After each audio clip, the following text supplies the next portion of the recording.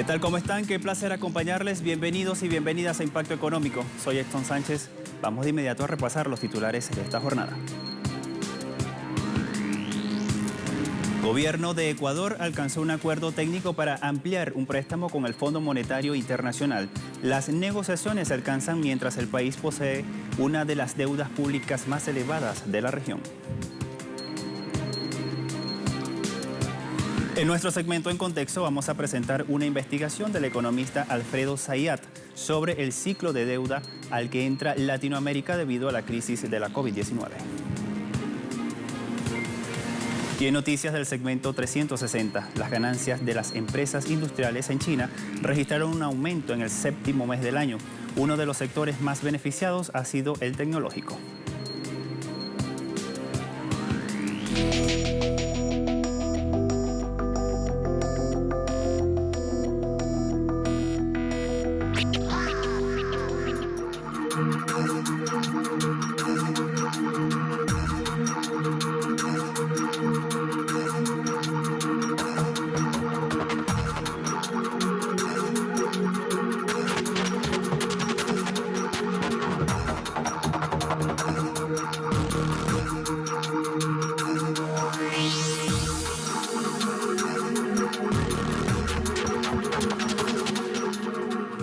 Comenzamos con esta información. El gobierno de Ecuador alcanzó un acuerdo a nivel técnico para un crédito con el Fondo Monetario Internacional.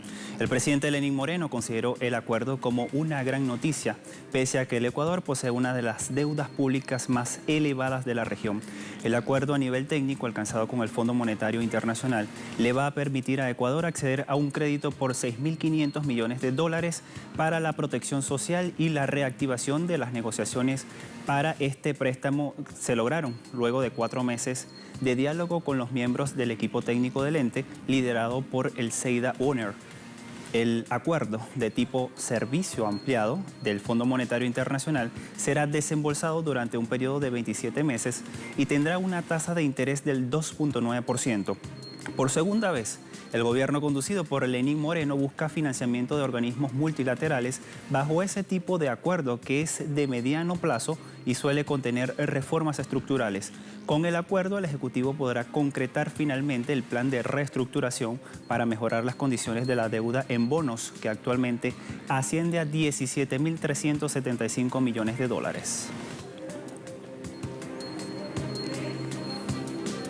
El Banco Centroamericano de Integración Económica va a apoyar a la región con $350 millones para adquirir oportunamente una vacuna contra la COVID-19. El presidente ejecutivo de la entidad financiera, Dantes Mossi, señaló que el directorio aprobó la ampliación de un plan de contingencia para adquirir la vacuna para Centroamérica y va a garantizar el suministro. El funcionario aseguró que se han iniciado conversaciones formales con cada país y esperan establecer lo convenido con la Organización Panamericana de la Salud. Se tiene previsto que para el 3 de septiembre, que gobernadores del Banco Centroamericano de Integración Económica sostengan una asamblea en la cual se espera debatir y posiblemente aprobar un aumento de capital del banco de $5.000 a $7.000 millones. Chile alcanzó niveles récords sobre la tasa de desempleo durante el trimestre de julio del presente año debido a los efectos de la pandemia del coronavirus. El desempleo en Chile subió a un 13.1% de la población económicamente activa en el mencionado periodo, con un alza de 5.6 puntos porcentuales respecto a igual periodo del año pasado. De acuerdo con el Instituto Nacional de Estadísticas, la tasa de desocupación es la más alta en toda la serie desde el año 2010.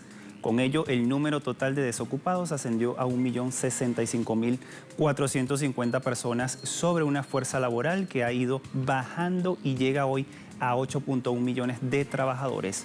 La cifra de desocupados no considera a las 763.914 personas acogidas a la llamada Ley de Protección al Empleo, que fue creada en marzo para enfrentar los efectos de la pandemia del coronavirus. Por primera vez, el INE consultó sobre el impacto de la COVID-19 en los ingresos de los trabajadores y en ese sentido el 33.8% declaró una contracción en sus ingresos, 58.1% dijo que lo mantuvo y un 2% consignó un aumento.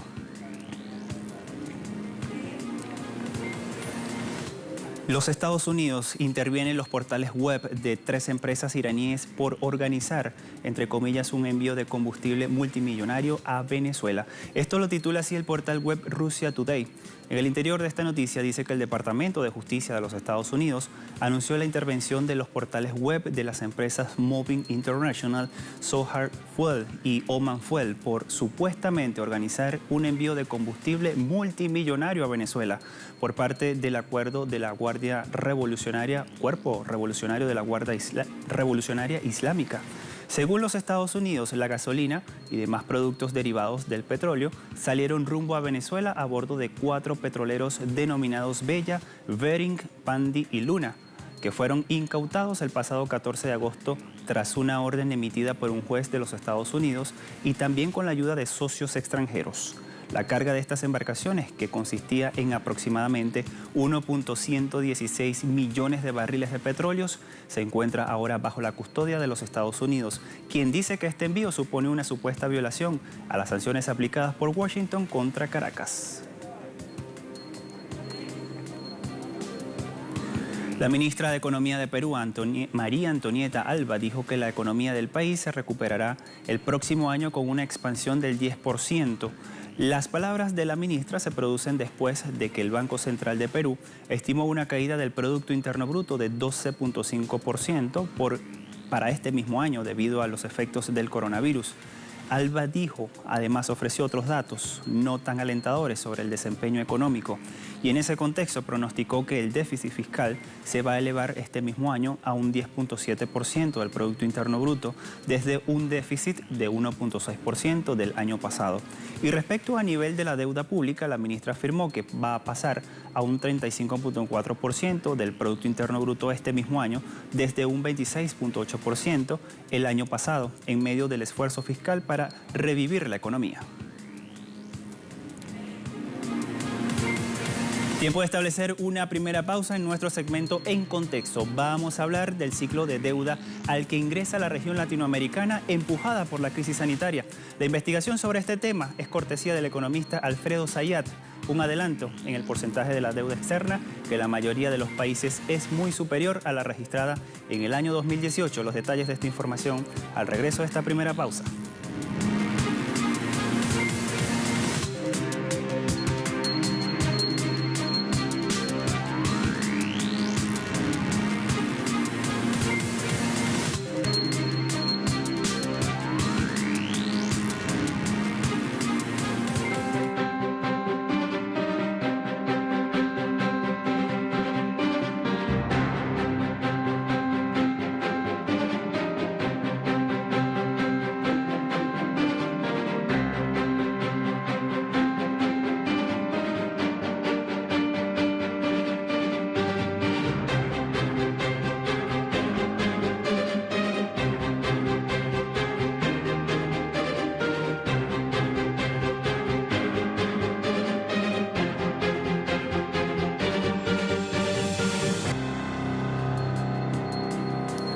El periodista y economista de origen argentino Alfredo Zayat, en un reciente estudio, destacó que la crisis propiciada por la pandemia del coronavirus está conduciendo a los países de la región latinoamericana a asumir otro peligroso ciclo de deudas. Vamos a ver más detalles sobre este acelerado endeudamiento que registran los países a través de la siguiente historia. El economista Alfredo Zayat afirma que la deuda global ha aumentado en los meses recientes y en particular en América Latina y el Caribe debido a la necesidad de financiar la expansión del gasto público. Agrega que con un horizonte económico sombrío por el derrumbe de la economía en estos meses de coronavirus y las dudas sobre la capacidad de recuperación en la pospandemia, la magnitud de la deuda en los países de América Latina y el Caribe vuelve a tener un cuadro preocupante. Cuando se precipitó la crisis global de 2008, la deuda pública en América Latina era de cerca del 40% del Producto Interno Bruto. Ya para el año 2019, antes de la pandemia del coronavirus, ese indicador de solvencia financiera había empeorado hasta el 62% del PIB, de acuerdo a estimación del Banco Interamericano de Desarrollo. Ahora, con la emisión de bonos y con la fuerte caída del PIB, el ratio empeoró al ubicarse levemente por encima del 80%. Zayat agrega que los déficits fiscales crecientes para atender la emergencia económica y social reducen el margen de autonomía de los gobiernos para hacer frente a una crisis económica que se expandió rápido. Asimismo, de acuerdo al economista argentino, la mayor parte de las deudas de los países de América Latina y el Caribe están nominadas en dólares, excepto la de Brasil. Sin embargo, cuando se producen devaluaciones de la moneda nacional, la exigencia fiscal para pagar las deudas aumenta y por lo tanto el riesgo de insolvencia también sube. En la investigación se agrega que el peligro entonces se encuentra en una probable doble recesión, la primera por los efectos de la pandemia y la segunda por una crisis de deuda. El estudio del periodista y economista argentino Alfredo Zayat también muestra la opinión de reconocidas figuras de las ciencias económicas como Joseph Stiglitz, que propone la recompra voluntaria de la deuda soberana. Zayat además revela en su artículo el nuevo endeudamiento que los países latinoamericanos han contraído con el Fondo Monetario Internacional. El Premio Nobel de Economía, Joseph Stiglitz, y el jefe de monitoreo económico global del Departamento de Asuntos Económicos y Sociales de las Naciones Unidas, Hamid Rashid, proponen la recompra voluntaria de deuda soberana para evitar la inminente crisis de deuda pública. En ese contexto, la proposición de Stiglitz y Rashid tiene como objetivo principal aligerar la carga del endeudamiento con un descuento significativo, es decir, una quita con respecto al valor nominal de los bonos soberanos y minimizar la exposición de deuda con acreedores privados. El endeudamiento mundial se disparó a un récord de 331% del PIB en el primer trimestre del año. El relevamiento del Instituto Internacional de Finanzas apunta que dicha suba es la más fuerte registrada en los ratios de deuda mundial en un trimestre. Asimismo, los datos disponibles sobre emisiones indican que el ritmo de acumulación de deuda se ha acelerado desde marzo, reflejando en gran medida la respuesta fiscal y monetaria mundial a la pandemia. Esta realidad está presente en América Latina y el Caribe, donde algunos países de la región se han endeudado con el FMI a través del instrumento de financiamiento rápido. El organismo multilateral de crédito ya aprobó desde el pasado 31 de marzo préstamos por $3.483 millones para 11 países latinoamericanos, entre los que están Bolivia, Ecuador y Paraguay, según un estudio del Centro Estratégico de Geopolítica, el CELAC. Además, los investigadores del centro advierten que el endeudamiento de los países de América Latina con el FMI supondrá alivio en el corto plazo, pero ciertamente tiene su contrapartida en los condicionamientos de políticas macroeconómicas y sus conocidas consecuencias. Para el economista Claudio Escaleta, actualmente se pudiera estar repitiendo condiciones de una relación colonial, ya no tanto con la toma del excedente económico, sino mediante una extracción realizada a través de las deudas de los países de la región. Escaleta destaca que luego del endeudamiento con el mercado, instituciones financieras como el Fondo Monetario Internacional garantizan las condicionalidades sobre las políticas económicas futuras.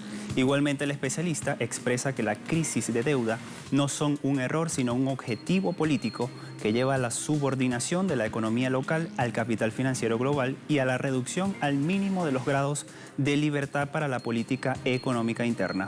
Por su parte, el economista Juan Valerdi, también coincide que la deuda pública de los estados ha sido históricamente una herramienta que nada tiene que ver con el desarrollo y crecimiento del país que toma esa deuda, sino con la intención de factores de poder internacional de limitar los márgenes de maniobra de los gobiernos. Tiempo de establecer una segunda pausa en noticias de nuestro segmento 360. Vamos a ampliar información sobre las ganancias de las empresas industriales en China registradas durante el séptimo mes del año. No se aparte que ya volvemos con más.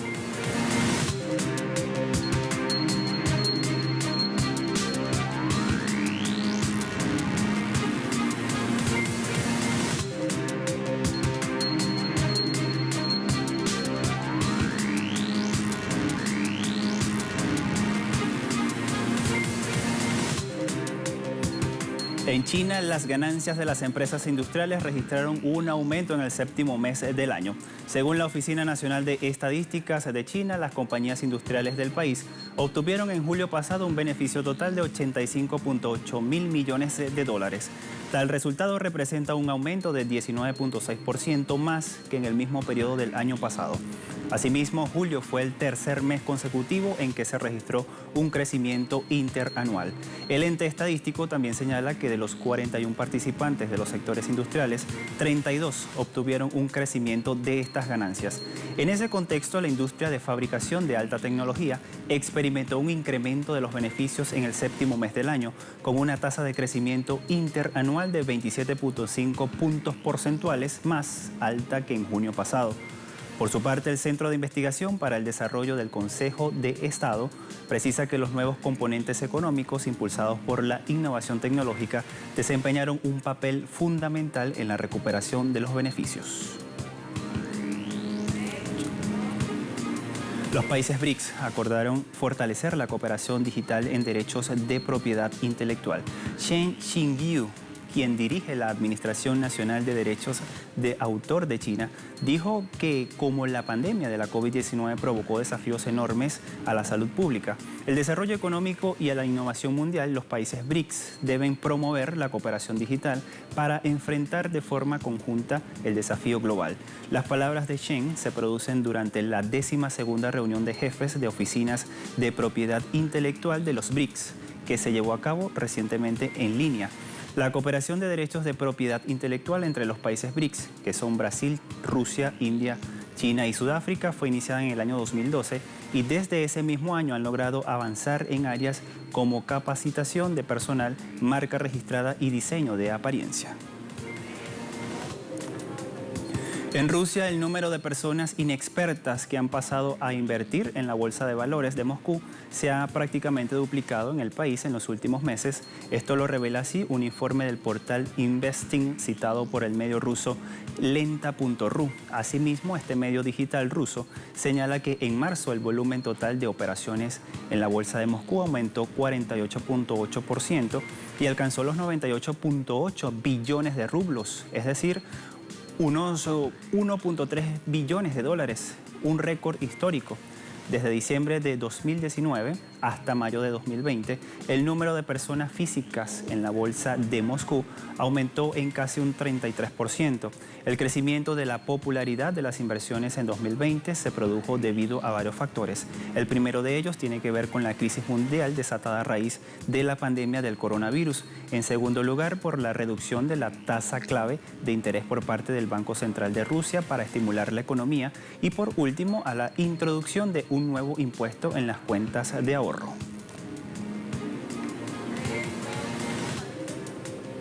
El canciller federal de Austria, Sebastian Kurz, cree posible un retorno a la normalidad habitual en el próximo verano. Algo que puede ser posible, según Kurz, gracias al actual desarrollo de vacunas, medicamentos y test rápido.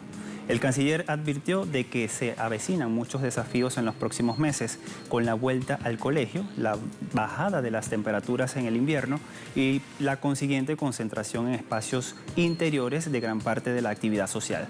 Desde el punto de vista de la crisis económica mundial generada por la pandemia del coronavirus, el canciller anticipó una caída del 7% en el Producto Interno Bruto de este país, de Austria, este mismo año, pero se mostró seguro de una recuperación el próximo año.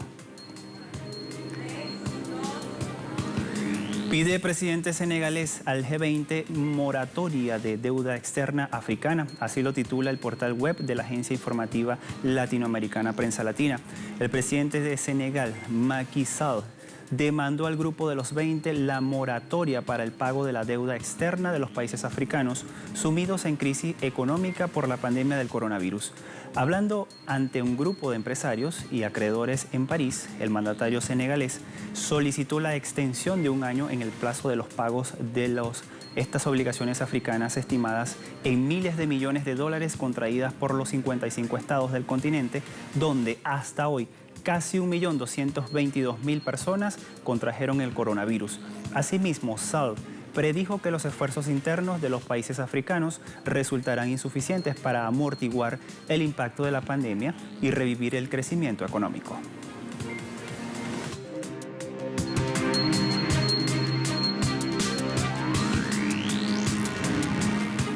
Pasamos a revisar de inmediato los indicadores petroleros al cierre de la jornada de este viernes.